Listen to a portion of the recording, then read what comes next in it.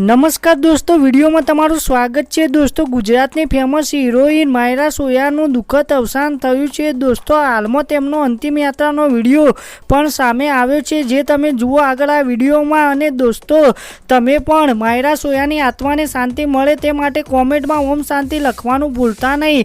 દોસ્તો, જુઓ આગળ આ વિડીયોમાં માયરા સોયાની અંતિમ યાત્રા। એનો આ હસતો ચહેરો હંમેશા અમને યાદ આવશે, એટલા માટે પછી આપથી તૂટ્યો તારો હુનો ઘરનો સેમો ભારો, આપથી તૂટ્યો